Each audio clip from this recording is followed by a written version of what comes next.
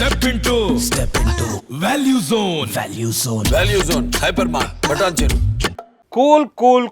Cool tension అక్కర్లేదు. సాయంకాలానికి హైదరాబాద్లో పెట్రోల్ అందుబాటులోకి రాబోతుంది. హైదరాబాద్కు సంబంధించిన పెట్రోల్ ట్యాంకర్ల డ్రైవర్లు కొద్దిసేపటి క్రితమే పోలీసులతో చర్చలు జరిపిన తర్వాత సమ్మెను విరమించారు. ఆల్రెడీ బంకుల్లో ఏదైతే refinery oils HP petrol bunk కావచ్చు, లేకపోతే ఇండియన్ ఆయిల్లో కావచ్చు, ఆల్రెడీ ట్యాంకర్లలో పెట్రోల్ నింపుకున్నారు. వాళ్ళు హైదరాబాద్లోకి ఎంట్రీ ఇస్తున్నారు. ఇప్పుడు ఎక్కడైతే బంకుల్లో నో స్టాక్ బోర్డ్స్ ఉన్నాయో కాసేపట్లో అవన్నీ తొలగిపోతున్నాయి. హైదరాబాద్లోని అన్ని పెట్రోల్ బంకుల్లోకి పెట్రోల్ డీజిల్ రాబోతున్నాయి. టెన్షన్ అక్కర్లేదు. నిజానికి ఉదయం నుంచే పెట్రోల్ బంకు ట్యాంకర్ల డ్రైవర్లు ఆందోళన దిగారు. న్యాయ చట్టంలో కొత్తగా తీసుకొచ్చిన మార్పులతో లారీ డ్రైవర్లంతా తీవ్ర ఆగ్రహంతో ఉన్నారు కేంద్రం పైన.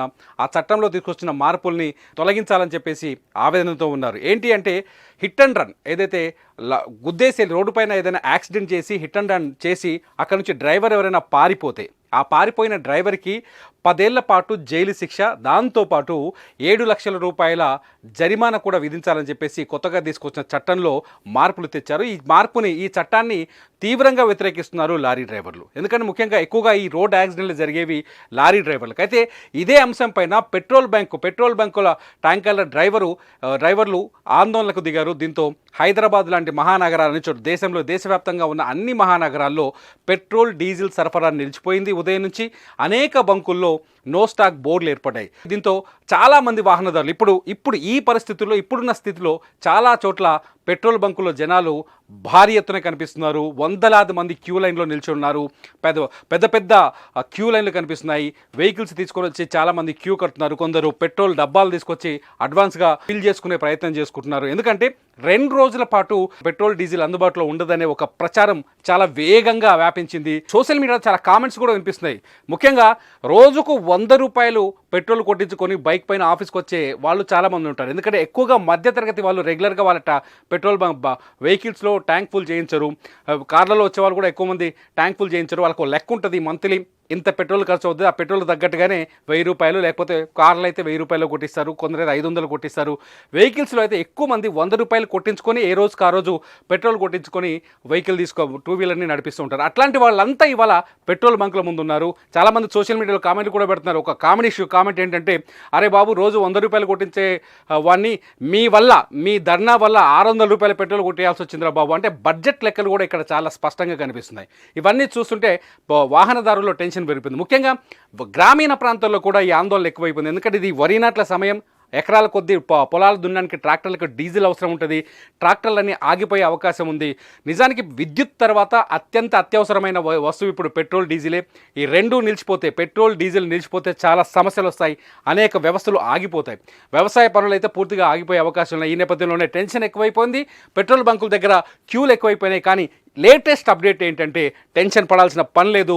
హైదరాబాదులో చెర్లపల్లిలో ఎవరైతే పెట్రోల్ ట్యాంకర్ల డ్రైవర్లు ఆందోళన చేస్తున్నారో వాళ్ళతో పోలీసులు వెళ్ళి చర్చలు జరిపారు.